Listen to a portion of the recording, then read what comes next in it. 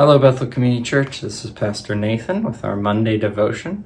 Today we're going to be continuing on in the book of Ruth and looking at another of my favorite characters of the Bible, a guy named Boaz, who, like Ruth, shows loyal love, shows how to follow Yahweh in a time when people didn't follow Yahweh very well at all. It was a very small group, and there's a lot of mixed paganism and just horrible things going on. It's during the time of the Judges. So if you read the book of Judges, you'll get kind of the context of what's going on.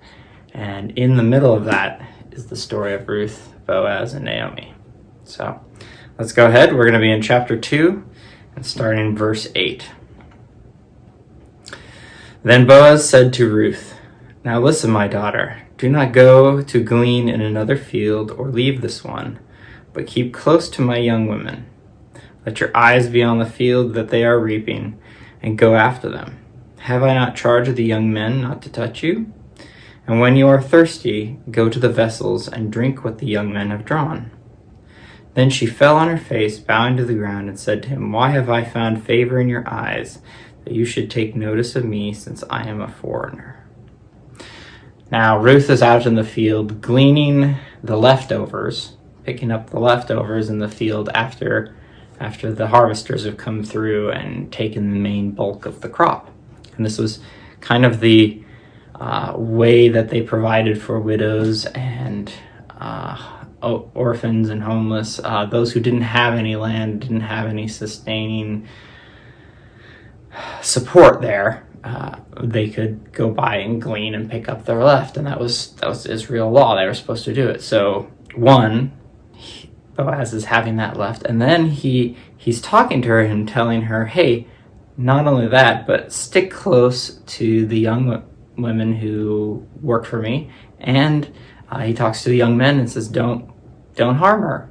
And so he's protecting her in a time when you read the Judges, women were not protected. They're not treated well, and he's going the extra mile for a foreigner,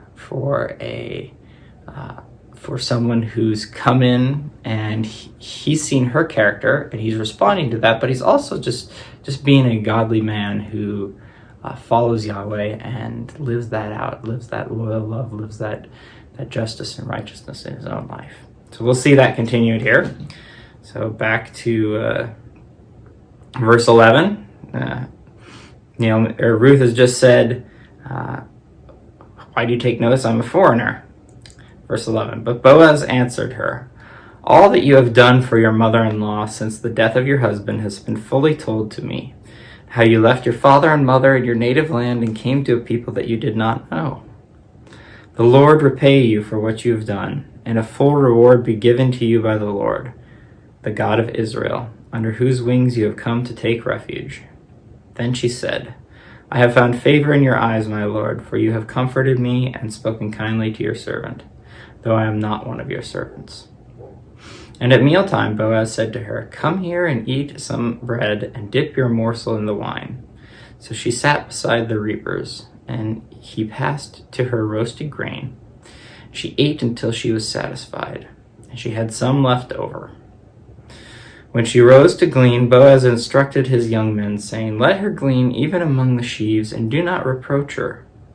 And also pull out some of the bundles for her, and leave it for her to glean, and do not rebuke her.'" So again, he's going beyond what was even required, saying, "Hey guys, pull out some and leave it there for her to pick up, so that when she's done with the day, she has a large amount of food to bring home and provide for Naomi and herself." And so Boaz both sought to protect them and also sought to provide for them.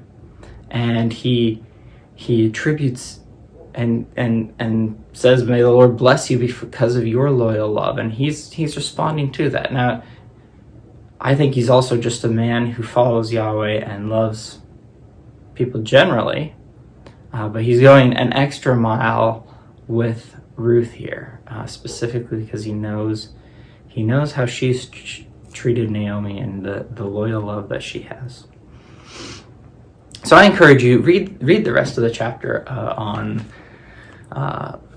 Boaz and Ruth's interaction, and it's a wonderful story. It's a wonderful love story. It's a wonderful redemption story for Naomi, because you see through this Naomi's traveling from bitter to kind of redeemed, and it's one of my favorite books. And I encourage you all, as we live in a world that is got a lot of crazy, got a lot of chaos going on, that we live as people like Ruth and Boaz, people who are just, who are loving, who are following Yahweh faithfully, even if it's not the popular thing, even if it requires sacrifice. And so I just encourage you all to be like Boaz and be like Ruth, who follow Yahweh well and show loyal love.